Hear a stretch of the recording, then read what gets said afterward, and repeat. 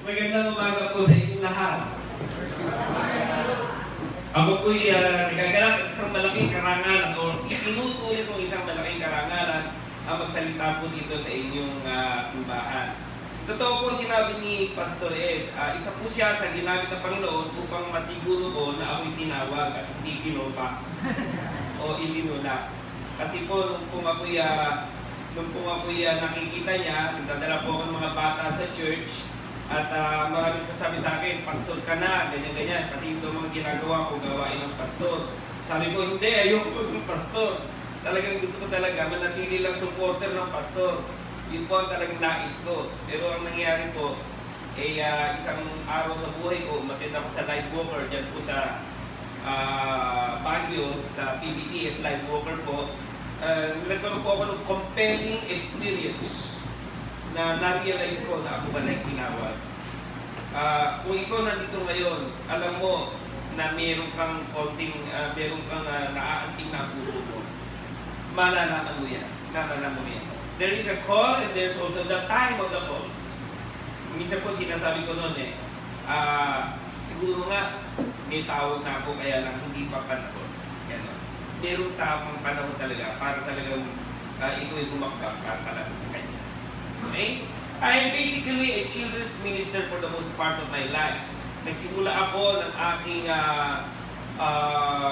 storytelling ministry diyan sa isang squatter area sa Maynila. Diyan po sa San Andres, Bukid. At hindi ko malimutan yung isang bata doon na ubod ng kulit. By the way, sino dito ang second time na ako narinig? Pakitaas ang kamay. 1, 2, 3, 4, 5. So ito, replay lang to sa inyo. Itong introduction ko. Okay? Isang bata po, ubod ng kulit. Siguro 6 na taong gulang. Kahit saan po ako magpunta ay nakatingin sa akin, nakaka-insulto siyang tumingin.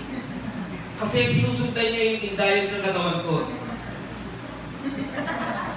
Habang sinasabayin niya ako maglakad. At ang nakakaasar, ginagaya niya ako maglakad. At ang mas nakakaasar, hindi naman niya ako magaya maglakad. Kasi syempre, original ako eh. At ang mas nakakapundi, inunahan niya ako sa maglalakad, tumayo sa harapan ko, nakapamaywang pang ganyan, tinignan ako mula ulo hanggang paa, mula paa hanggang ulo, pagkatapos ang tanong, kahit lang maglakad. Alam niyo yung feeling na gusto mong putusan? Ano po? Pero hindi ko nagawa mamutos ng bata. Kasi nabasa ko po minsan sa aklat, sinabi ni Abraham Lincoln, we must treat every child with respect. Because we don't know what they may become. At totoo yun, di ba? Kahit mga young people, malay mo, magiging congressman o pangulo ng Pilipinas sa kaharap ngayon. Amen. Amen? Walang imposible doon. At totoo yun. Kaya sinagot ko maayos yung bata. Sabi ko, kasi, nung 2 taong gulang pa lang ako, nagkaroon ako ng sakit na polio. Anong sakit? Polio. Tingnan nyo, bilis yung maging bata. Di ba? Ang polio ay isang uri ng sakit na nagpapalit ng paa, nagpapalit ng kamay at marami ang namamatay. Ako, pinalad na naiusog kaagad ako ng nanay ko sa ospital at napigilan yung pagsira ng polio virus sa buong kong katawan. Pero nasira ng virus ang aking kaliwang paa. Ako ngayon ay isang PWD. Ano ba yung PWD? Pastor with discovery. Di ba? Pogi with disability, ha? Walang aangal, guest speaker, di ba? Pero lagi ko po itong itinutugtog na hindi hadlang ang kapansanan sa paglilingkod sa Panginoon. Hindi hadlang ang kapansanan sa paglilingkod sa Panginoon. Sa totoo, lahat tayo may kapansanan. Lahat tayo may disability. Lahat tayo may kanya-kanya tayong limitations. Maaring internal, because of health, maaaring mental, psychological, maaaring sa puso, social, spiritual, emotional. May mga disability tayong lahat. Sa iba, masyadong halata, kagaya namin, physical limitations. Kami mga physical at halatang halata ang disability, naging lamang pa kami. Alam niyo kung bakit kami lamang? Meron kami 20% discount. So yun, hindi lang sa transportation, kahit sa restaurant, pati hotel. Ang dalawang upuan ng bus, reserbado sa amin yan. Kaya pagka ako'y sumakay ng bus at may nakaupo doon, at samantalang bakante naman sa likod, medyo mataray ako, nagpapaalis ako. Hoy, reserbado sa akin yan. Hindi ba pagkamahal na araw, ano? O di kaya, yung mga dito sa Maynila, di ba, coding? Coding? Ako yung nilabas ko yung sasakyan ko, coding. Abay, binabato yung pulis. Binagabi ako. Ginawa ko, pinara ko ng malayo. Lumabas ako ng kotse. Lumakita ako, sabi, sige na! Gamit pa! Tusok naman ako. Di ba pagkapas ko, yung pila ng tao sa terminal ng bus, di ba, nakaba? Lahat yan nilalagpasan ko. Tuloy-tuloy ako sa ticket area, lalo ni Star Wars. Sama ng tingin sa akin ng tao. Tuloy-tuloy ako sa ticket area. Tinignan ko rin ng masama. Malikot ako. Ang naiingit, magpapolyo! Hindi wala silang ibo. Alam niyo, kaya ako na kayo pinagtatawa. Kasi ayon po sa public speaking, kapag ang isang tao daw nagpatawa ko, nawawala na daw yung barrier. Medyo nagiging at ease na daw kayo sa isa't isa. Amen ba? Amen. So you are now at ease with me. So, sesentunan ko na kayo. Well, ayan po. Ang tema po ay, usap ko po si Ate Sheila, kailangan ko ano bang thing, ano? Alam niyo po kasi pagka ganito mga anniversary, usually great is like faithfulness, vision. Pero sabi niya, I want you to challenge our congregation to do more for the kingdom. Ano ganyan? Ang dating niya eh. Kaya medyo i-challenge ko kayo. Kaya yun ang binasa kanina, no? The original title of that is actually Beautiful Walk. Now, hindi yung Beautiful Feet. I have another sermon which Beautiful Feet is different from the Beautiful Walk. Okay? How we walk determines our actions. No? Meron pong psychologist na nagsabi na kung halimbawa, subukan mo lang mag-couch kang ganyan. Tapos bigyan mo lagi yung ulo. Mga wala pa doon 5 minuto, masama na pakiramdam mo. You don't feel vibrant anymore. Because of your positions. Because of the way you behave. No? Parang meron siyang connections. And so I would like to talk about the beautiful walk or the march that God desires. Ano yung paglakad? Kasi nakalagay po doon sa ating binasa kanina. Basahin ko po ulit, ano? Maganda po kasi ito yan eh. Proverbs 30. Okay? There are 3 things which are majestic in face. In face. Doon po sa binasa nyo kanina, Tagalog, ano po, yung magandang balita Biblia, meron lang akong konting pagkukunan. Ano po? Yung pong magandang balita Biblia, pinilit po nilang gawing matulain yung mga salitang ginagamit. Ang nangyari na sakripisyo, yung tunay na kahulugan noong salita. Kaya nga po, kahit sa amin sa seminary, pinagtatalunan po yan eh. Mas maganda po yung literal translation. Kasi when you are interpreting the Bible, it is safe first to translate it or to interpret it literally before interpret it spiritually. Pagka alam mo medyo sablay na pagka sinabing, pagka sa literal, ay spiritual na yun. Halimbawa, and the trees of the fields will clap their hands. Aba, hindi literal yun. Nakakatakot kaya yun. Di ba? Ano yun? Valentina, kang babaeng tuod. Di ba? Darang-darang na. Mga kumapalambak. Hindi naman ganyan. Ibig sabihin, may ibang ibig sabihin na yun. Ano po? Ngayon, doon po sa magandang balita Biblia, konting pagpupuna lang po, para kung pumupurol yung salita ng Diyos. Kasi po, ano siya nilagyan niya ng tula na nasakripisyo yung tunay na kahulugan ng salita ng Diyos. Pero tingnan niyo po dito, sa New King James Version and the King James Version, nakalagay po dyan, there be 3 things which are majestic in face. 3 na maganda sa kanya o maringal sa kanyang paghakbang. Ano? And yes, four, which are stately in their walk. Na sa kanya'y kagalang-galang sa kanyang paglalakad. Tapos nag-enumerate siya. Magandang maglakad, tapos nakalagay po doon, wala.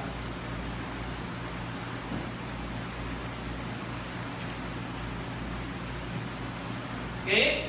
A lion which are mighty among beasts and does not turn away from any. Number one.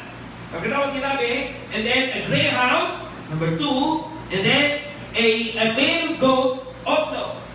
And a king whose troops are with him. So parang nagkamali. Tatlo, magandang humakbang. Apat, maringal sa kanyang paglalakad. May parang nagkamali. Ano? Alam niyo po, yan ay isang bagay na unique sa panitikan ng mga Hebreo. That is unique in Hebrew literature. Okay? Pagka po, ang tawag po dyan, numerical proverbs. So, if you want to further research on that, itype nyo lang sa Google, how to treat numerical proverbs. And you will see a lot of literature on how to deal with the numerical proverbs. Ang nagkakaisa po ang mga theologians dito, na pagka ganyan 3, pagkatapos ginawang 4, yung pong talagang gustong focus ng may akda ay yung number 4. Nakuha nyo? Actually, the 3 is the summation of all. Kaya siya ginawang pang-apat. No? Siya ang gustong gawing focus. Kasi ganito po yan eh. Ang pantas, pagka nagkamali, pinag-uusapan ng kanyang pagkakamali. Ano po? Halimbawa isang tao, summa cum laude, double doctorate, tapos nagkamali. Ha? Ay pag-uusapan ng pagkakamali niyan, di ba? Di ba? Eh, pantas yan ang salita niyan eh. Kaya nga nandito, nakaaklat pa nga yung kanyang sinabi. For all the generations to see. Aba, hindi yan nagkamali, akala mo lang. Di ba? Kasi meron siyang gustong ipaliwanag, gustong bigyan mo ng focus. Which is number 4, a king whose troops are with him. In other translation, kung tawagin mo po mga paraphrase, a leader who has the support of his followers. Or sabi niya, or a king who has the support of his constituents. So, it's all about leadership.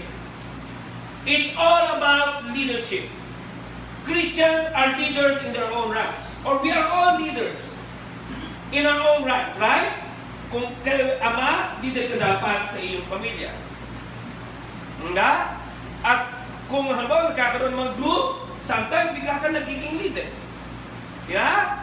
O halimbawa, barkadahan, may lumalabas na leader dyan. Pagka meron kang cell group, may mag-leader dyan.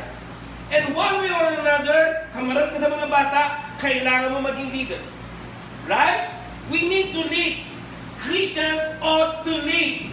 Hindi tayo dapat nananatili na lamang na tagasunod. Pero para maging mahusay kang pinuno, kailangan mahusay ka rin muna tagasunod. Right? So, kailangan natin maging mahusay na leader. See? Actually, hindi ko ito sinasabi parang sinasabi ko kung mahusay na leader. Hindi. Sinasabi ko ito dahil alam niyo kung bakit? This is also a preaching to me. Siya ang gusto kong maging ako. Kahit po ako, gusto kong maging katulad nitong aking ituturo ngayon. Ano po? Ngayon, para medyo makumbinsi ko kayo sa aking sinasabi, turn your Bible to Proverbs 6. Sabi po sa Proverbs 6, verse 16 and following. Okay? Tingnan niyo po ito. There be 6 things the Lord hates. Ha? Yes, 7 are an abominations to Him. Anim ang kanyang kinamumuhian, 7 ang karumalduman sa kanya. Ano yung number 7? Ano yung number 7? One who saw division among the brethren. Actually, the 6 is the summation of the number 7. Bakit? Bakit ko masasabi? Parang mabilisan lang po. Sino ba yung mga taong nag-aasik ng pagkakagalit sa mga kapatiran? Number 7 kasi yan yung a man who saw discord among brethren, right? Hindi ba? Pride. Hindi ba yung pride nagkakaroon ng division? Hindi ba si Lucifer because of his pride nagkaroon ng division sa langit? Di ba? Oh, ano pa yung sumunod? Ay nahita, pagsisinungaling. Hindi ba nagkakaroon ng division pag kami nagsisinungaling? Kahit tunay kami. Oh, ano ba? A hands that shed innocent blood, kalupitan. Hindi ba nagkakaroon ng pagkakagalit? Oh, ano ba? A heart that devises wicked plans. Schemings. Gumagamit ka ng mga tao. Ha? Para sa iyong kapakanan. Oh, hindi ba nagkakaroon ng pagkakagalit dyan? Oh, ano ba? Oh, tingnan ba? And feet that are swift to run to evil. Kawalang ingat. Oh, at tapos na. And a false witness who speaks lies. Yung nagtatawid-tawid ng salita. Na hindi naman totoo. O huwag niyo sabihin, hindi kayo nakaka-relate dyan. Na may mga nagkagalit sa church na ito dahil sa tawid-tawid na salita. Mga salitang hindi naman dapat itinawid. Itatawid pa. Eh hindi naman sigurado kung tama o mali. Right? Okay, number 7. And one who saw discord among brethren. Okay, yung anim, yung ang tinatalakay niya, yung pampito. You know what? Kaya ako medyo bold magsalita na ganito. Lahat ko ng numerical proverbs, I have preaching on that and I have proven it. At ito po sa i-preach ko ngayon, this is one numerical proverb. So, parang pwede mo sabihin, paano ka magiging isang hari na may suporta ng iyong nasasakupan? Ano sinabi doon? Ang gandang maglakad. So, alam mo na kaagad na yan ay hindi literal. Hindi lakad ang buhay sa mundo. That is something spiritual. It means spiritual walk. So, you will not translate it literally. You should translate it spiritually, right? Common sense naman yun. See? Kaya sinasabi ko sa inyo, when you cannot deal with it literally, you have to deal with it spiritually. You see? So, ano ba yung lakad na gusto ng Panginoon? Eh kasi ngayon, pahaliksahan ng lakad. Meron na ngayong tsunami walk. Ano yun? Siyang sisub-sub ba yun? Meron pang Cobra Walk. Sino ba yun? Venus Raj? Di ba? Tapos meron pang Moonwalk. Ano yun? Ano na alam nyo? Michael Jackson? Di ba? O Beautiful Walk. Hindi ako yun. You see? Now what kind of walk the Lord wants? Now, when you're walking, it means regularity of pace. It means the regularity of your attitude, of your behavior. See? Walk signifies regularity. Yung araw-araw na nakikita sa atin. Ngayon, sinabi ko nga dito, pang-apat dyan, yung a king who has the respect of his troops. How do you walk like that? Number 1, walk like a lion, mighty among beasts, and does not turn away from any. Wow! Sabi, lumakad ka daw na parang leon. Walang kinatatakutan. Ubod ng tabang. Ha? Paano ka ba magiging matapang? Alam niyo, ang sinabi ng isang motivational speaker, ito ang sabi niya, the prime element of courage is faith. The prime element of courage is faith. Totoo yan. Pagka may faith ka, wala kang katatakutan. Pero hindi lang basta faith. It must be on the right of object of faith. On the right object of faith. Pwede pa kaya ito? Yan. Bigyan mo lang dito. Alam nyo, hindi ako magbabaras dito. Diba? I will be stupid to do that. Or magagawin ko, magpupusap ako using this, I will not do it. Why? It is not wise to rest my faith on this day. Right? Pero dito, pwede ko ba itong gawin, magpusap ako dito? Kaya palagay ko pwede. Dahil alam ko kaya niya akong dalhin, di ba? At least nakakatanong-tanong ako. Right? Alam ko kasi matibay. I'm resting my faith on the right object of faith.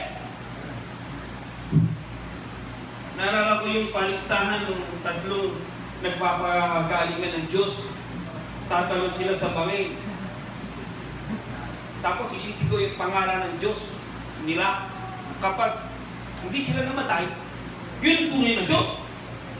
Unang tumalon, Muslim. Isinigaw niya si Allah. Allah! Patay! Sumunod, Buddhist. Abay, tumalon. Buddha! Nung malapit na, minto. Tapos lumipat pa balik. Ay, grabe. Siyempre, medyo kinakabahan na yung Christian. Siya'y tumalon. Isinigaw, Jesus! Jesus! Nung nasa gitna, Buddha na!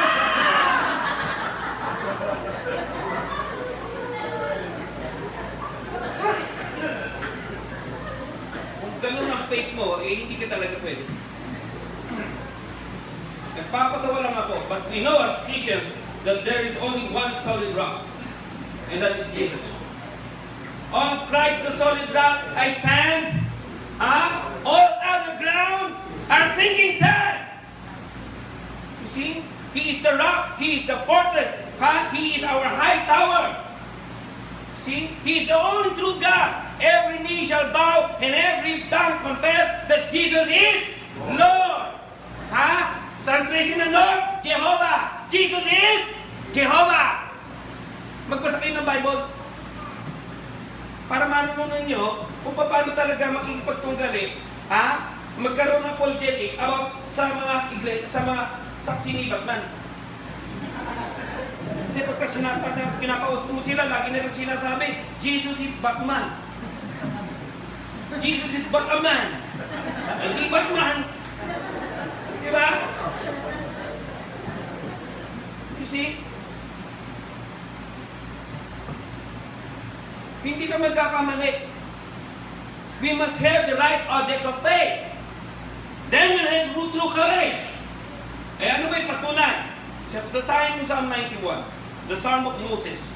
Hindi naman pwedeng hindi maging matapang kung ikaw si Moses. Bakit matapang si Moses? Right? Para sugbain yung pinakamakapangyarihang world power noong panahon niya. Di ba? Mga malulupit na kalabang madadaanan niya along the way. Pero basahin niyo, in Psalm 91, He who dwells in the secret place of the Most High shall abide under the shadow of the Almighty. I will say of the Lord, He is my refuge and my fortress, my God in whom will I trust. Surely He shall deliver thee from the snare of the fowler and from the noisome pestilence. He shall cover thee with His feathers, and under His wings you shall trust. You see? He is a God mighty to save. Right? You shall not be afraid of the terror by night, nor for the arrow that flieth by day, nor for the pestilence that stalketh in darkness, nor for the destruction that wasteth at noonday. 1,000 shall fall at thy side, and 10,000 at your right hand, but it shall not come near you. Only with your eyes you shall behold and see the reward of the wicked. That's faith. Because thou hast made the Lord, who is my refuge, even the Most High, your habitation. habitation, there shall no evil befall thee, neither shall any plague come nigh your dwelling. For he shall make his angels charge over you to keep you in all your way. They shall bear you up with their hands, lest you dash your foot against a stone. You shall tread upon the lion and the adder, the young lions and the dragon, you shall trample under your feet. That is the faith of Moses. If God is for us, who can be against us? You see? Ano katatakutan mo? Kung talagang may faith ka, at ang Panginoon talagang kapiling mo, wala kang katatakutan. Then you can be like a lion. See? Nakuha ni Moses ang respect ng buong tao ng Israel. Why? Because of that faith. He has that courage because of his faith. Tingnan niyo si David. Di ba? Bakit? Siya ba'y kaya kong talunin niya dahil magaling ako sa tirador? Hindi! Ang talagang kanyang sinasabi is his faith in God. You see? Basahin nyo, 1 Samuel 17, and you will see his faith. My God, who has protected me all of my life, is able to deliver you from my hands. You see? At tinalo niya. At ayon din sa kasaysayan, si Napoleon Bonaparte, naging pinakamagaling na mananakop. Ayon sa mga kwento, yan daw ang tanging general na nasa harapan ng digmaan. Talagang lumulusog, nangunguna. Walang pakialam kung mamatay siya, kaya he has the respect of all his troops. Kaya kahit nagaling na siya sa Helena at bumalik siya, all his soldiers are really respectful of him. Why? Because of the great courage that he shows to his people. You see? Natatakot ka? Natatakot kang mag-full time? Natatakot kang maglingkod sa Panginoon? Natatakot kang magbigay ng pera? Baka kulangin ka? Hello! Where's your faith? Natatakot kang umakba ng isang hakbang para sa isang negosyo? At yung ginawa mo ng partner ng Panginoon, palagi mo ba'y pababayaan ka? Kaya nga ang talagang tao may pananampalataya sa tunay na object ng pananampalataya ay talagang walang takot. Then you can walk like a lion. Number 2, have a clear conscience. Ano sinabi sa Proverbs din? Ang sabi sa Proverbs ito, the wicked flee when no man pursue, but the righteous are bold as a lion. See? Ano ibig sabihin? Have a clear conscience. Alam niyo yung kasabihan, oy, kaya kitang tignan ng diretso sa mata. Ay, hindi ako nagsisinungaling. Kuha niyo? Kailangan laging malinis ang konsensya mo. Alam niyo po, ang leon, pusa yan, isang uri ng pusa, pamilya ng pusa yan. Alam niyo po ang isang karakteristik ng mga pusa? Pagmasdan niyo! Sino may pusa sa bahay? Nakakita na kayo ng pusa, malamang, hindi ba? Nandun sa pinto, umagang-umaga. Ano sabi? Hindi ba? Nililinis lagi ang sarili. Bago pa man yan lumabas ng bahay, lilinisin muna niya sarili niya. Ano yung sabihin? Mabuhay ka na malinis? Huwag mo sabihin, literal na naman yun, nalinis kailangan toothbrush lang. Di ba? May spirit. Tama rin naman yung maging malinis ka sa katawan mo. Di ba? Pero meron po tawagin spiritual cleanliness. Di ba? Maging malinis ka sa konsensya. Alam nyo, nung napanood ko po yung trial ni Joseph Estrada, yung ini-impeach siya, meron pong isa doon lutang na lawyer. Ayon sa legal circle, he is one of the best lawyer in the country. He is the best cross-examiner in the land. Pagka daw ikaw ay tumistigo, okay? At ikaw ay merong nagsisinungaling ka, okay? At ikaw daw ay kinross-examine itong lawyer na ito, ang pangalan niya, Estelito Mendoza. Pagka daw kinross-examine ka niya, Kung nagsisinungaling ka, lalabas ang kasinungalingan mo. Napakagaling daw niya, hindi daw pwedeng hindi lumabas ang inconsistencies mo kapag kayo pinagtatanong ka na niya. Ha? Makakatakot daw, makaharap yan sa husgado. Nakakatakot. Pero merong hindi uubra sa kanya. Alam niyo kung sino? Yung nagsasabi ng totoo. Kahit gaano ka pa kagaling na cross-examiner, kapag nagsasabi ka ng totoo, alright? Pagbali-balik ta rin man ng mundo, lalabas pa rin ang totoo. Kaya nga tayo, para makuha natin ang paggalang ng tao, kailangan laging totoo yung namumutawi sa ating bibig. Huwag tayong magsisinungaling. Maging tapat ka. Diba? Kung na-traffic ka, hindi mo kung sasabihin ikaw ay on the way na. Diba? Wala naman tayo on the way, diba? O, minsan nga yung wala, na sinabi niya nasa na siya sa skyway. Wala pala siya sa skyway. Para lang masabing malapit na siya. Anong nangyari? Nalalaman tuloy nagsisinungaling. Alam niyo, pagka nagsisinungaling ka, kailangan magrarasin ang memorya mo. Di ba? Ilang taon ka na ba? 50 na ako. Ay, ganun ba? Ilang taon ka na magkasawa? 20. Ay, ilang taon ka pala yung anak mong panganay? 35. Isa pa rin. Ngayon pala, alam nyo na kagad nagsisinungaling, di ba? Kailangan magdalpuntalas ang memorya mo. Di ba? Always say the truth. Hindi ba kinder pa lang tayo, alam na natin yun. Ha? Honesty is the best. Hindi mo na kailangan i-memorize. High school ka pa, elementary ka pa lang, alam mo na yun. Pero bakit hindi naging panuntunan ng buhay natin yun? Always tell the truth. Maging malinis ang konsensya mo. You see? Ha? Kung puti, kung pula, huwag mong bibigyan ng ibang shade. You see?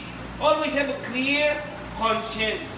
Pagka malinis ang konsensya mo, wala kang katatakutan sa mundo. Diba? Pangatlo, para maging talagang matapang ka, imaneho mo na mahusay ang pera mo. Manage your finances well. Meron tayong banker dito. Nakakatakot magsalita pagdating sa pera kasi ang kaharap mo. See? Andiyan si Ate Ove. Marunong yan ng banking. You see? Pagka ikaw ay nangungutang, siyempre tandaan na yun na hindi mo siguro talagang bigla ka nalipit, alright? Hindi mo naman yung mahusay pera mo. Di ba? Ano sinabi ng Biblia? A borrower is servant to the lender. Ano nyo? A borrower is servant to the lender. Alam nyo, technically speaking, meron ka lang talagang pagkakautang kapag pumaso na yung oras ng pagbabayad mo. Pero hanggang hindi pumapaso, safe ka pa. Pero pag nagpaso at hindi ka pa nagbayad, balasubas na tao sa idol. Nakuha niyo ibig sabihin? Sometimes it hurts, but we need to say it. You see? Kapag nangako ka ng araw, siguraduhin mo na magagawa mo doon sa araw na yon. Kasi pagka yung pumasok, ay maninilong ka na. Alam niyo yung naninilong? Medyo yuyungo ka na. Right? Iiwasan mo na. Ano sabay tapang doon? Di ba? Pinangako mo ng katapusan. Sumunod na katapusan, wala pa. Pare, wala pa akong pera Pasensya na muna. Okay lang. Tapos, pwede ba sa susunod na katapusan? Okay lang. Mong susunod na katapusan wala na naman. Hindi.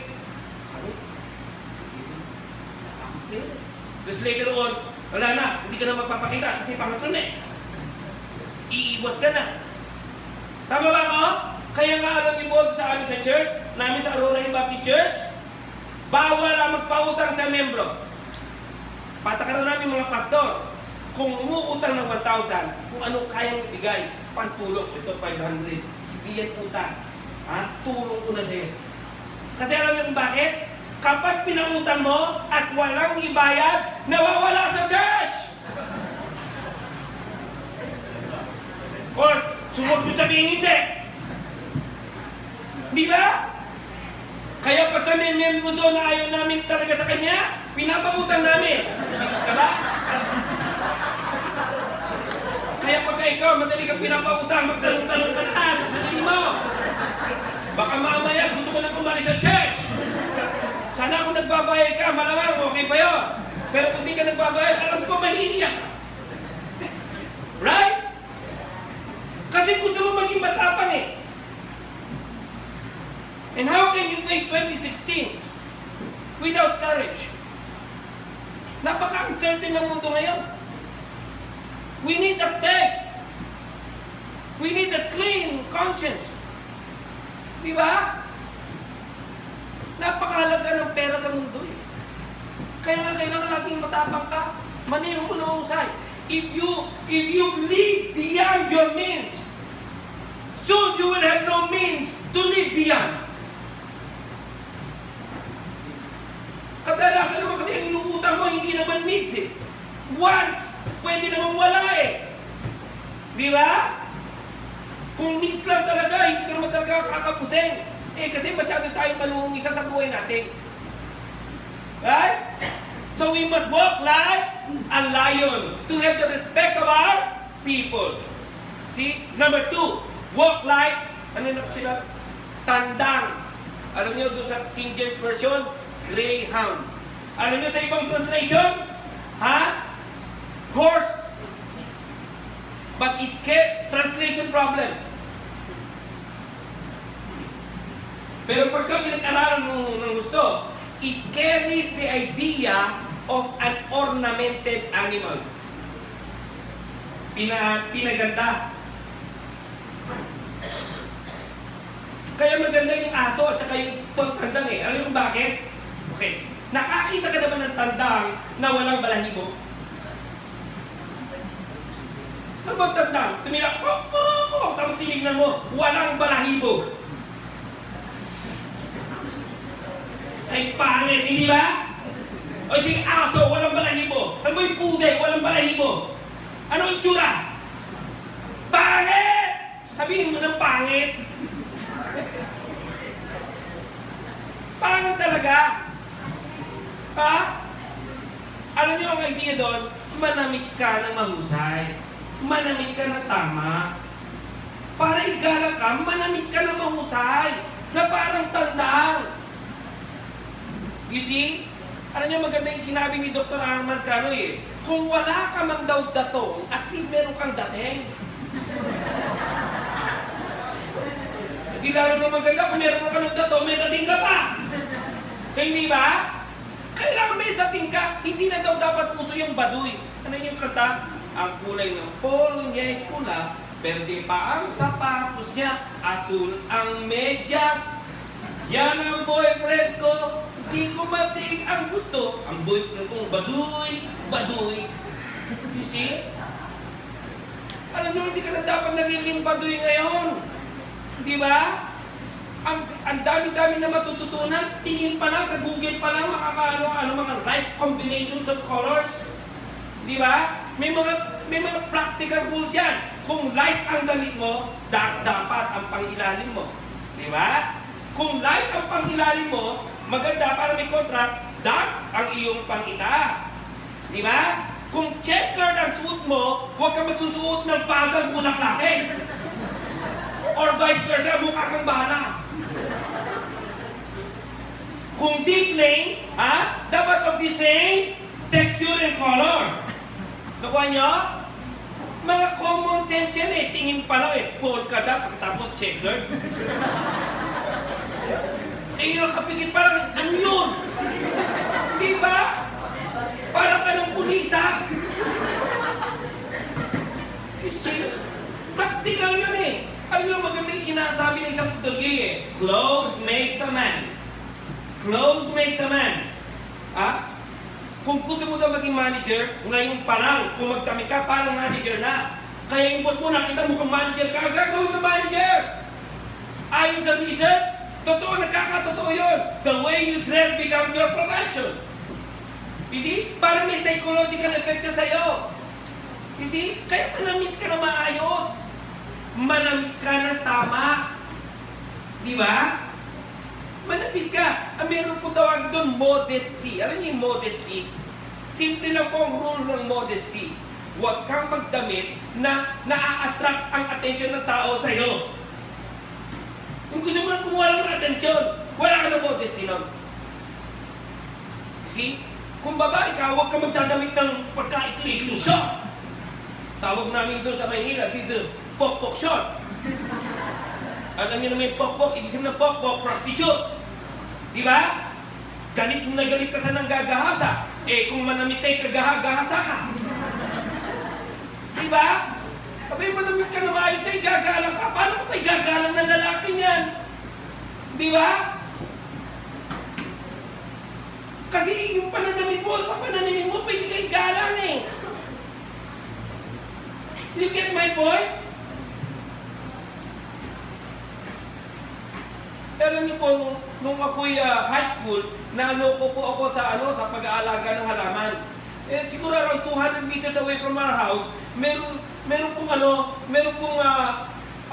kwadra ng kabayo. Ang ginagawa ko, doon ako kumukuha ng manure. Patutuyin ko yung dumi ng kabayo, tapos yung ginagawa ko pagkabato sa mga halaman ko. O kaya makikita mo, punong-puno ng bulaklak yung bintana namin. Eh, pagka nagdaan ka, talagang lahat ng tao, nakabali yung leeg eh. Ha? Eh, kukuha ko ng dumi ng kabayo, yung aking damit, maong na tattered, bell bottom pa! Hindi nyo alam yung bell bottom, tatawa-tawa kayo na. Wala pa kayo mo. Parang Elvis Presley, eh, bitin pa! Tapos tattered! Ha? Tapos ang suit ko, t-shirt na punit-punit. Eh, nag-gardening lang naman ako eh. Eh, biglang-bigla naisipan ko may bilin sa palengke. Tuloy-tuloy ako sa palengke. Sakay ako ng jeep. Nakakita ko ng nanay ko. Abay, pinagalitan ako. Enrique, ikaw, pilay ka na.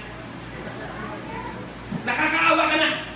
Pagka nagdamit ka pa ng pangit, doble na pagkakawawa mo. Tama naman siya. Alam niyo, ang dugtong niya, alam mo, Enrique, kapag ikaw'y lumalabas ng bahay na hindi maayos, alam mo kung sino napupulaan? Ako! Ako na nanay mo na nag-aasikaso sa'yo! Grabe. Alam niyo, maganda yung patakaran ng mga Kastila eh. Alam niyo yung patakaran ng mga Kastila? The best measure of a man is how beautiful their wife is when they go out of the house. And vice versa. Pati yung mga nanay, ang tunay na sakutan ng pagkababae kung gaano kaayos ang kanilang mga anak na lumalabas ng bahay. Ang patakaran ko, huwag kang lumabas na parang walang nagmamahal sa iyo. At huwag mong hayaang lumabas ang mahal mo na parang walang nagmamahal sa kanya. You get my point? You get my point? Totoo yun! Kaya sa amin, bawal lumabas na may iron deficiency. Ano yung iron deficiency? Wala ng iron eh.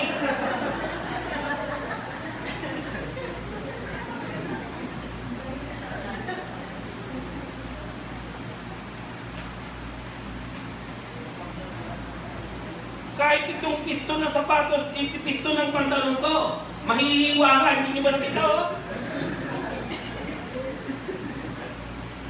Pagka magsasalita ka in public, at least, kung hindi ka man ka-level ng mga kausapin mo, at least one level ka ahead of kung sino ang audience mo. Nakuha nyo? Siguro naman, hindi naman ako nahuhuli, hindi po ba?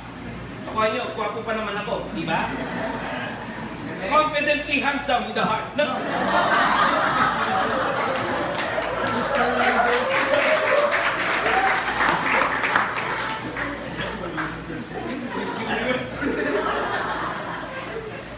Alam niyo, hindi naman ako naniniwalang pogi ako eh. Marami na nagsabi, nakaka-brainless pa kayo.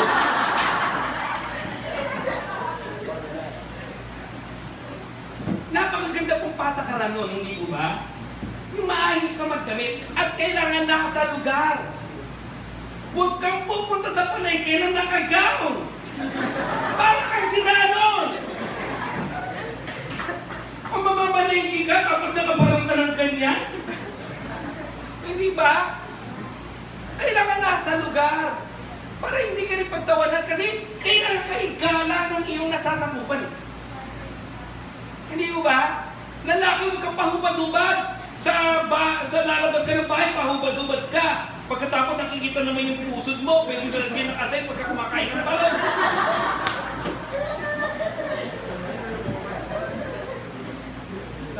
Diba? Pahubad-hubad ka, tapos puro parilya naman dito. Hindi mo alam, nagpupulang. Tino mo naman yung dibdib. Grabe. Diba? Kasi alam yung pananamit talaga, it can be a source of respect. Nakukuha nyo na ibig sabihin nung nakukuha nyo na ibig sabihin nung Proverbs. Di ba? You want to be a king who has the respect of your troops?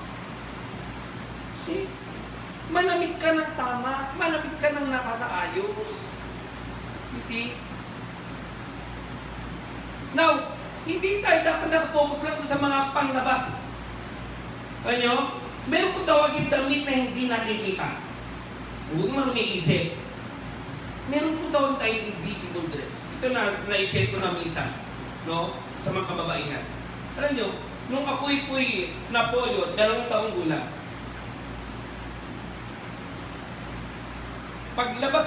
Nung lalabas na daw po kami sa ospital, kami nibilingan ng doktor sa nanay ko, Mrs. Ortega, huwag mong tratuhin espesyal si Enrique. Kung treatment mo sa mga kapatid niya, yung din ang treatment mo sa kanya. Huwag mo siyang tratuhin espesyal. May nanay ko yung busada, pinagklininis, pinagwawalis ako ng bubog.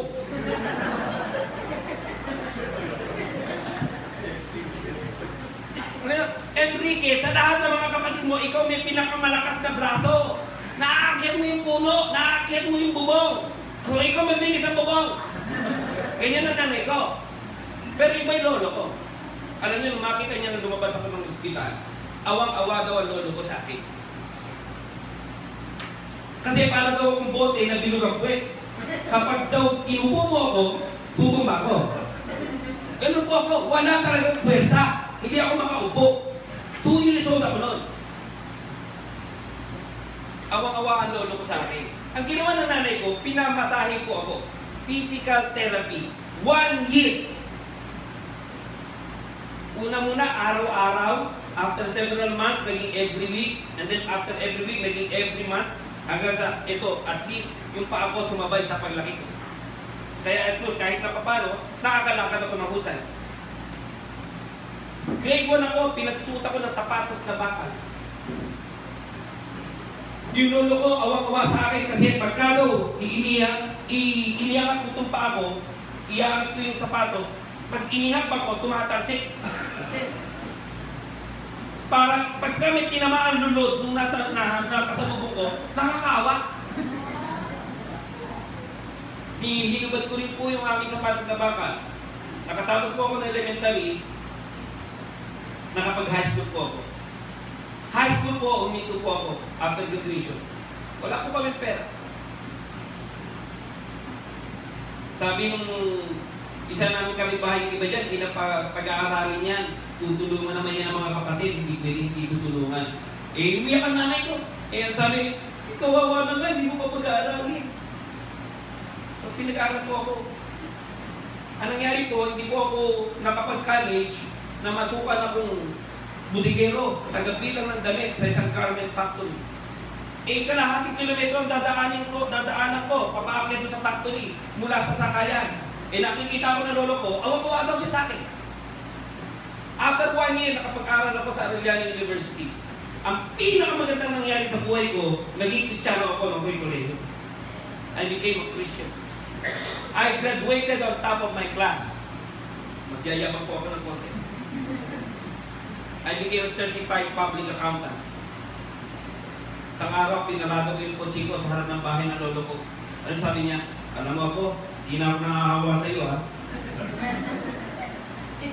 Bakit? Hindi na niya nakita eh. Meron siyang hindi nakita. hindi na nakikita yung kapansanan ko dahil meron na akong pinag-aralan. Ako yun? Mga damit na hindi nakikita. Di ba? Kayo, nakikita niyo pa bang nakakaawa ko? Sa yabang kong to? Di ba? You see? Why, meron kayong iba na nakikita eh, hindi na yun eh. Am I right? Damit po yun, damit. Kaya nga sinabi ng Bible eh, di ba sa namin yung problem? The Lord by wisdom, He has founded the heavens and the earth. By understanding, He created all of it. And the clouds dropped down the dew. In all your getting, get wisdom, get understanding. It shall be a garland of grace upon your head. And an ornament upon your neck. Yung karunungan. Hindi lang basta karunungan secular, but strive more for spiritual wisdom. You see? Na pagka meron ka niyan, ay talagang yun ay talagang parang damit na nasa iyo yan. Hindi nawawala yan. Karunungan. Mga bata kayo, pinag-aaral kayo, mag-aaral kayo mabuti. Damit yan, maniwala kayo sa akin. Alahas yan. Mas maganda pag alahas yan kesa anumang alahas na isipin nyo. You see? Huwag niyong sayangin ang pera ng mga magulang niyo. Yung tinatakip ni nanay yung kanya yata apo o anak niyo. Hoy, makinig ka! Hoy, makinig ka dito! Dito ka sa harapan! You see? Totoo yan! You see? Mga damit na hindi nakikita yan. Karunungan. Get it! Hindi naman pwede, hindi ka mag-aaral eh. Alam niyo, walang tao na nagsisi, na nag-aral siya. Maraming tao nagsisisi na hindi siya nag-aral. You see, kahit matanda ka na, hindi tayo dapat titigil sa pag-aaral. Kahit pagka-pastor na kami, hindi kami dapat tumitigil sa pag-aaral. Patuloy pa rin sa pagbabasa. You see?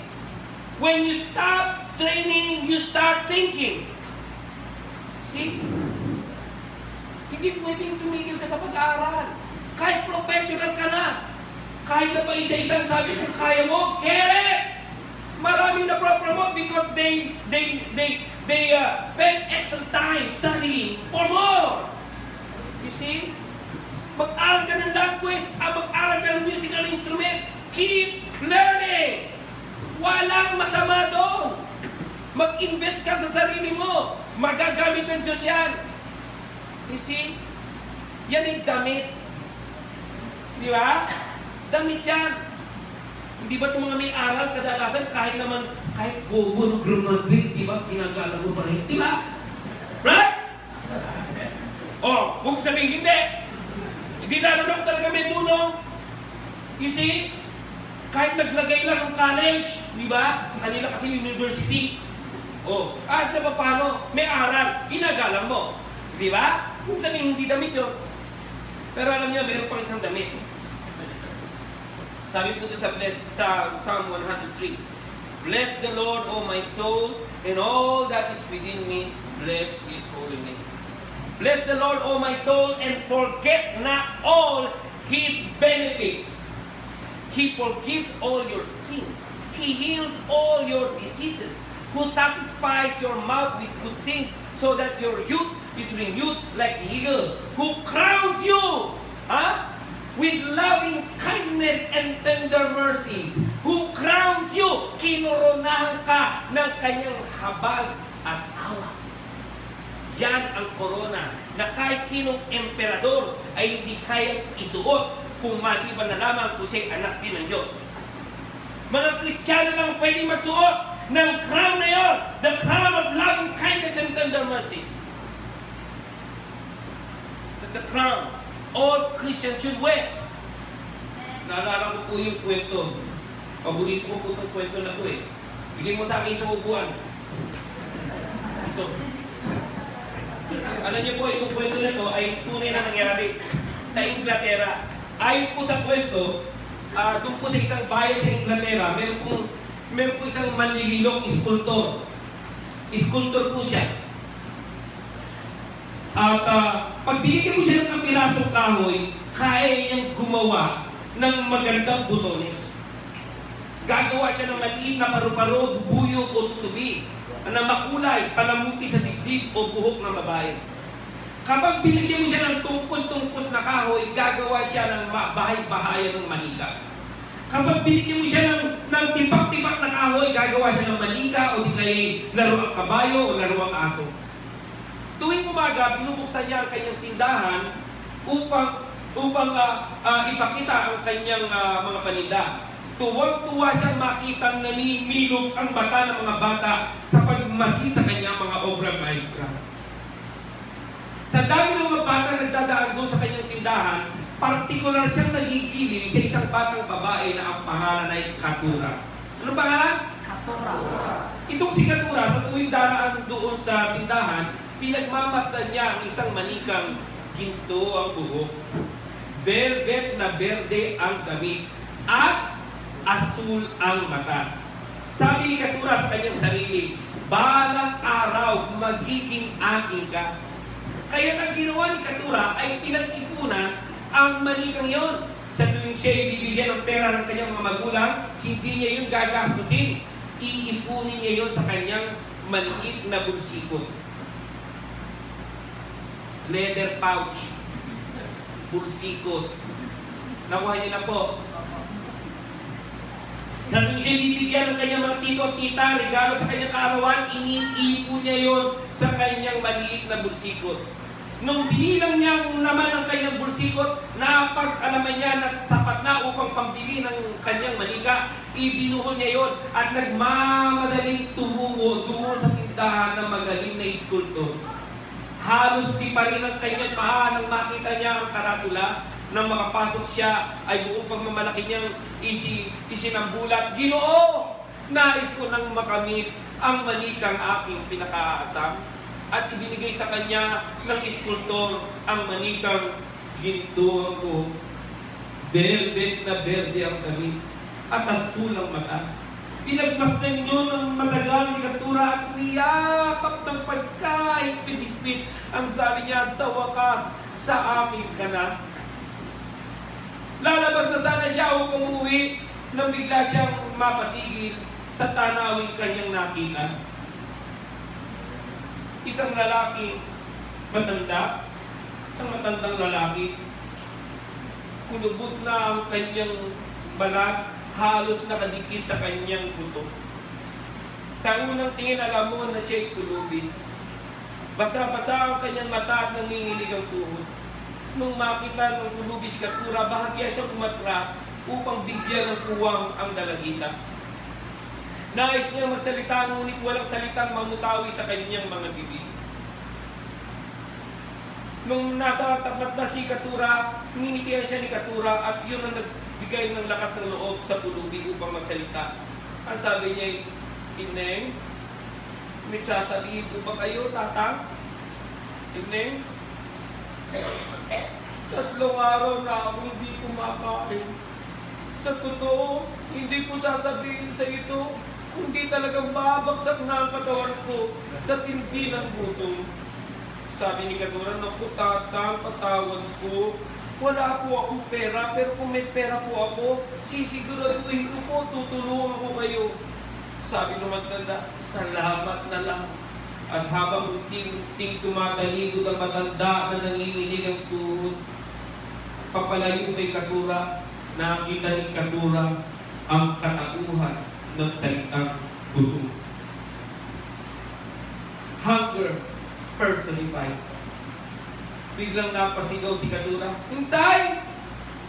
Unti-unting lumingon ng pulubi at nakita ng pulubi ng uling tinignan ni Katura ang malikang gintuang buhok, velvet na berde ang damit, at asul ang mata. Niyakap yun ang mahigpit na ni Katura at sa pagkakataon yun, bigla siyang bumalik doon sa tindero. At sabi niya, Ginoo, maaari ko bang mabawi ang ibinayad ko sa manikang ito? Bakit? Hindi mo ba nagustuhan ang iyong binili? Naku, hindi po. Gusto ko po. Kaya lang po, may mas nangangailangan ng pera ngayon kaysa sa akin. Ganun ba? Binalik sa kanya ang isang pulsikot ng pera. At nung makuha yung ni Katura, nagmamadaling lumabas at ibinuhos sa kamay ng pulubi ang lahat ng kanyang naipon.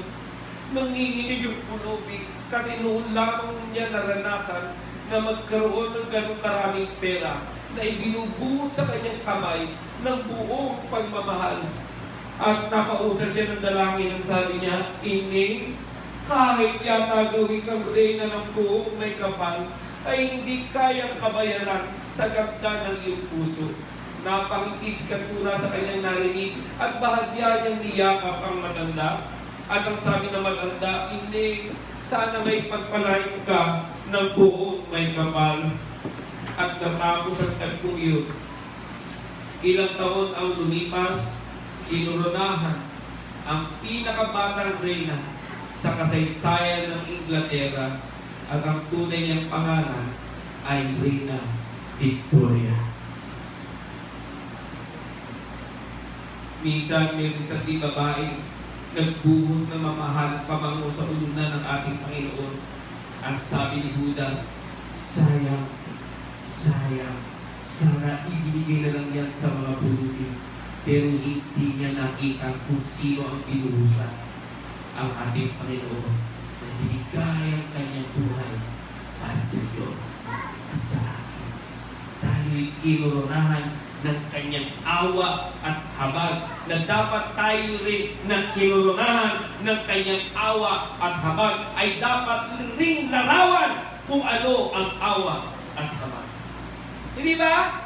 Yan ang ating korona. Yan ang dapat na makikita sa bawat Kristiyano. Amen ba? Amen! Oh yes! Yan ang korona hindi nakikita. At ano pa yung mga kasuotan na yun? Hindi ba't yung sising? Hindi ba't yung sandalyas? Naalala niyo ba yung kwento ng prodigal son? Di ba? Nung isang araw nalaman niya na siya kumakain ng kanin ng pagkain ng baboy, naalala niya yung kanilang mga alipin na mas masasarap pa kinakain kaysa sa kanya. At ano na napunta sa kanyang isip? Ang sinabi niya, babalik na lang ako. Ha? Ama, ako'y nagkasala sa langit at lupa. Maaari mo ba akong tanggapin bilang iyong alipin? Ano sinabi ng kanyang ama dahil bumalik na siya? No. Ha? Put robes on him, put ring on his hand, and shoes on his feet. Kill the father's calf. Ano ibig sabihin na ibabalik? Yung authority niya. Pag malayo ka sa Diyos, nawawalan ka ng authority. Di ba? Parang nawawalan ka ng authority magsalita. Nawawalan ka ng authority magbigay ng comfort. Why? Malayo ka sa Panginoon eh. Pero kung malapit ka sa Panginoon, hindi ba't yung authority mo natutunan pa rin? Hindi nawawala yung taginting ng iyong boses? Ha? Hindi nawawala yung tingning ng iyong mata? Pero pagka malayo ka sa Diyos, hindi ba't lagi ka na lang nakayuko? Ha? Hindi mo ba naranasan yun? Alam ko, makakarinig kayo sa sinasabi ko. Bihirang Kristiyano hindi nakakaranas ng mga yan. Huwag mo hayaan na iko'y mapalayo sa Panginoon. Diyan ay iyang damit na hindi nakikita. If you want to have the respect of people, then walk like a lion and walk like a rooster. Ano sumunod? Walk like a he-goat.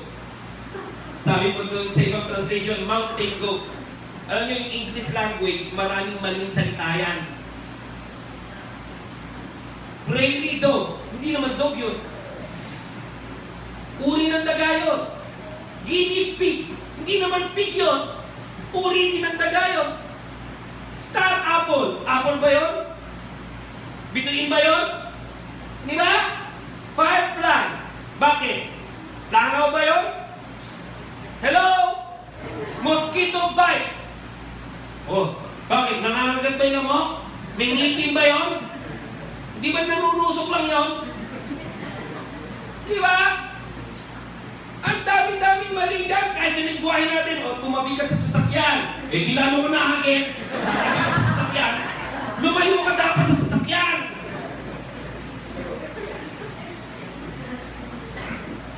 Yung pong nigo dyan, actually is a mountain goat. It's not a goat. It's a kind of antelope. I-google search nyo na lang po, ano? Yung antelope na po yan, Batuhan po, matutulis yung bato, nasa bundok, nagpapalipat-lipat po ng bato yan. Tumatalon-talon. Alam niyo, hindi nalalaglag. Maingat. Sabi nga ng isang makata, bawat talon sigurado, bawat hakbang kalkulado.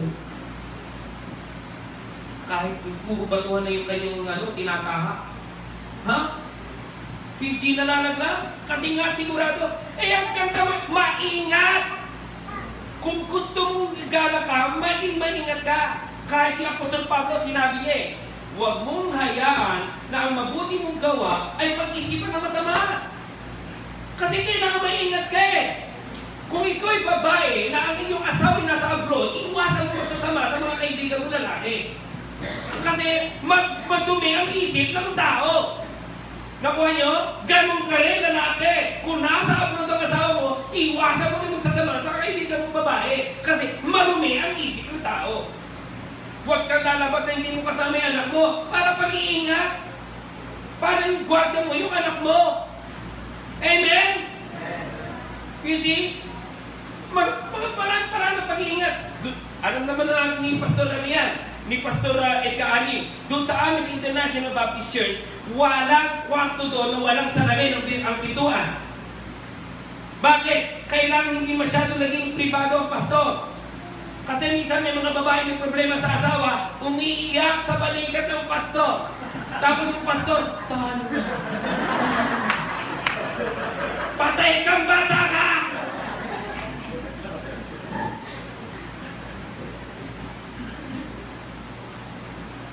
Di ba kahit sa counseling, pinagbabawalan kami mag-counseling sa opposite sex nung walang kasama, kung di mo kasama, kabiyak mo at least isang respected na elder din. Kapwa nyo? Kasi nag-iingat tayo Ayaw natin na mapagsabihan ng masama, ang gawaan natin mabuti. Di ba? Kung ikaw binigyan ng pera, mag-a-accounting ka, manghingi ka ng resibo para protection sa pangalan mo at protection sa nagbigay ng pera sa'yo. Huwag kang magagalit kung ikaw ay pastor o leader. Hoy, Kristiyano naman ako, hindi ako kita lolokohin. Utot mo!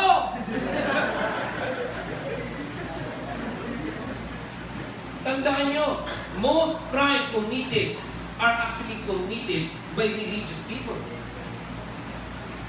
You see, that's the sad fact. Kaya nga kailangan tayo, magiging maingat tayo. You see? May mga kahinaan tayo. Bakit kailangan mag-ingat talaga? Dapat you should always be in control. Ang maganda po in control Ikaw ba in control ka sa laro mo? Kapag kaharap mo naman si Dota, are you in control of Dota or Dota is in control of you? Hello? Pagka makaharap mo na si Facebook, are you in control of that button on Facebook or the Facebook controls you? Kapag hawak mo na ba yung kumpita, kontrolado mo ba yung baso o ikaw ang kontrolado ng baso? Hello? Pagka naglakad ka doon sa mall, kontrolado mo ba yung pera mo o ikaw ang kinokontrol ng pera mo? You see? Kasi nagkakaroon may kanya-kanya tayong weakness, hindi ba? Kailangan iiwasan natin yung weakness natin. Kasi maingat You get my point? Alam niyo, nung ako'y college, self-supporting student po ako. Audit staff po ako ng Arellano University, 8 to 5. 5:30 to 10:30, night classes po ako. Ako po naging taga-ingit ng susi ng auditing office. Bago pa lang po ang computer noon. Alam niyo yung floppy disk? Yung pwedeng pamaypay? Hindi mo na alam yun. USB na lang kayo ngayon. Ang aming program, VCCAP, Lotus. Hindi ba? WordStar. Wala pa po ng Windows, Word window. Wala pa. Ang laro namin noon, alam mo kung saan ako na-addict na laro? Ha? Pac-Man.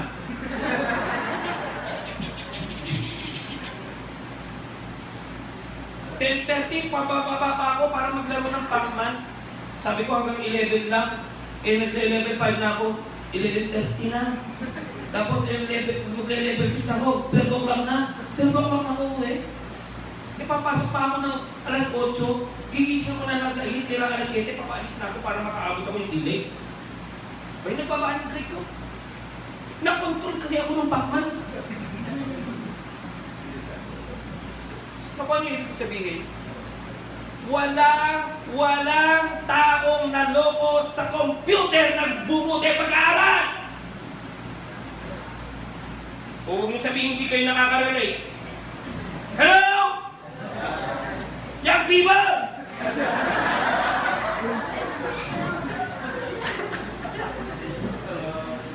Anong sinabi ng Apostol Pablo? Hello? Ano sabi niya? I will not allow myself to be in control of any.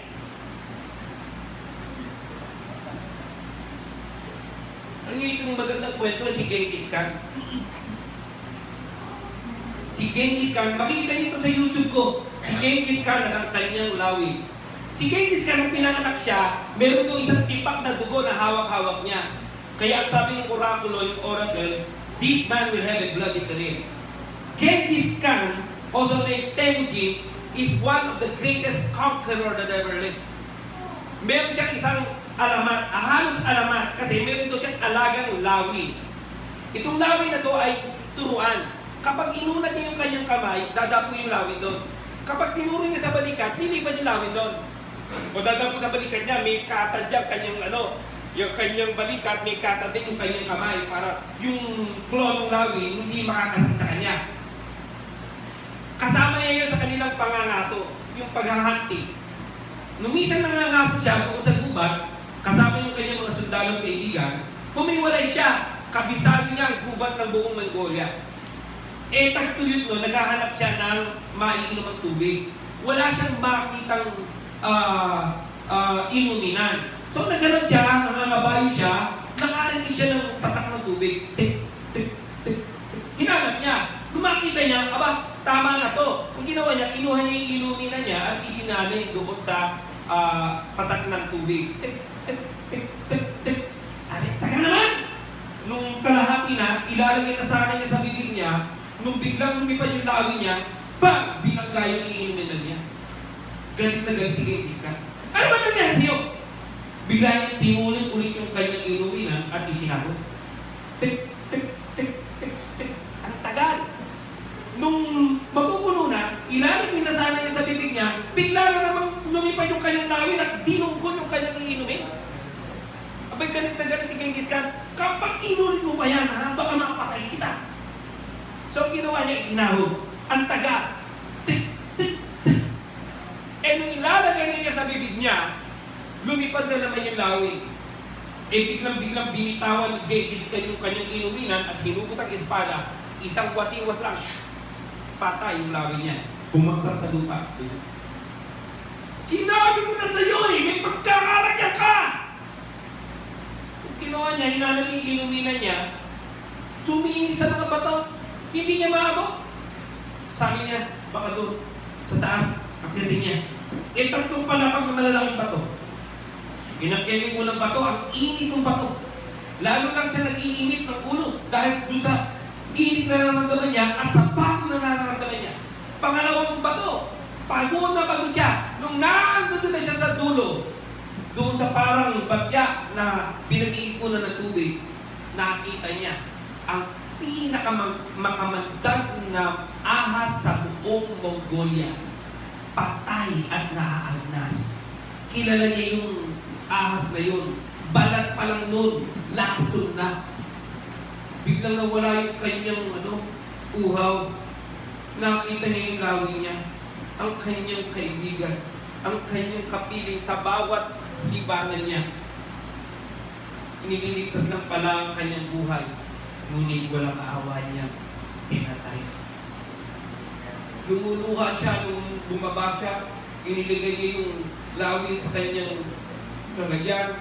Nung makarating siya sa kanyang bahay, sinabi niya, ngayong araw na ito ang pinakamapait na araw sa buhay. Huwag kang gagawa ng anumang bagay sa gitna ng iyong kaya. At ayon sa alamat, pinag-aralang supilin ni Genghis Khan ang kanyang sarili. Tinangkam niya munang sakupin ang kanyang sarili, kaya huwag kang magtaka na kaya rin niyang manakop ng maraming tao. Kahit ang banal na kasulatan ay sinasabi, he who has no rule over his own spirit is like a city broken down and without walls. And he who has a control over his spirit is better than the mighty. You see, we need to control our passion. We need to control our words. If we have control over it, sino ang hindi gagalang sa atin? Di ba? Pagka pinagmasdan niyo po yun, a king who has the respect of his troops, it carries the idea of a military officer. Right? Military po ang dating. Alam niyo po, nung ako yung isa naglalakad doon sa PMA, mga kadeti doon, nung ako yung naglalakad, abay sinaluduhan ako. Abay tinanong ko, bakit niyo ako sinaluduhan? Sorry sir, akala namin kayo ay casualty of war.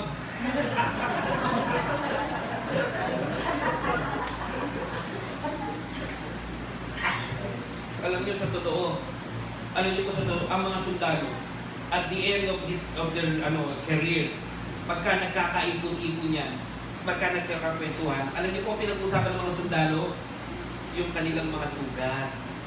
Pinagmamalaki ang eklat ng digmaan. Idini-display yung mga uniforme nilang may saksak ng bayoneta, yung may tama ng bala. Dinidisplay po yun. Ipinagmamalaki ang sugat! Pagka po ang isang sundalo walang sugat, wala kibuyan kasi baka hindi naman nasubo sa labanan. Pagdating po doon sa langit, hindi po kung gaano tayo talagang nag-tsunami walk o moonwalk, kung gaano kakagaling magsayaw. Di ba? O anong medal, anong nalo. Hindi. How did you wear that armor? How well did you fight?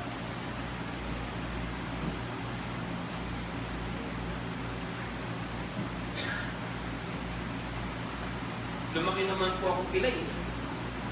Hindi naman ako talaga makakalakad ng maganda. Kaya nga pag kami bayang magiliw, tayo tumayo ng tuwid at awitin ng pambansang awit. Di na! Tayo na lang! Pero alam ko, pagdating doon, wala na to. Wala na tayong sakit doon. That's how we walk. Did you walk like a lion? How's your faith? How's your conscience? How did you manage your money? How did you wear that crown? Do you have the elan of wearing that crown? Do we have that elan? Yung mga damit na binigay, the cloth of righteousness?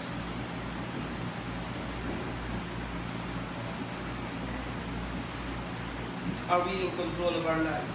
Or did we allow Jesus to control our lives? Then we will walk. Sabi po nila, we are heir of the kingdom. We will walk the golden street. How we should walk. May you be blessed this morning. That's my prayer.